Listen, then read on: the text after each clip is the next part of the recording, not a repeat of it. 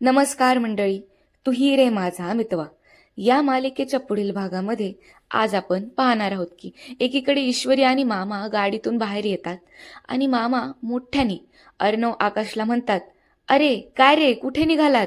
हे प्रसिद्ध मोठे उद्योगपतींना तुमच्यासोबत ऑफिसला घेऊन जा.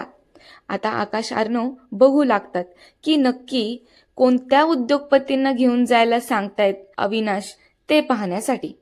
आणि त्या VIP उद्योगपतींसाठी ईश्वरी गाडीचं दार सुद्धा उघडते. तो प्रसिद्ध उद्योगपती हे अर्णवचे बाबाच असतात.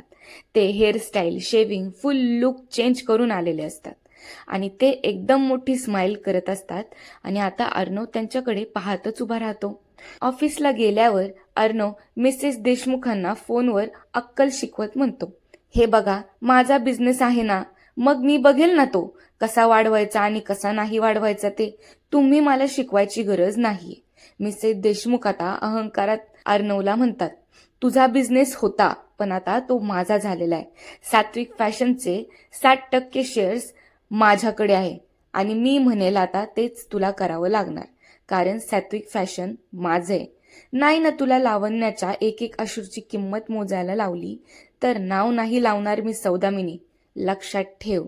तसं तर आज मामांनी वल्लरीला बरोबर गोळात घेऊन तिच्या तोंडून उघडून काढलं की ईश्वरी आणि नम्रतामध्ये काडी लावणारी तीच होती ती.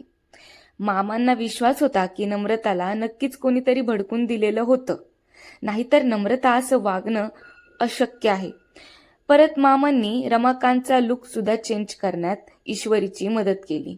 मग चला, आशा मामासाठी एक लाईक तो बनता है. मग चला, चॅनलला सबस्क्राईब करा, बेल आयकॉनवर क्लिक सुद्धा करा. Bye bye.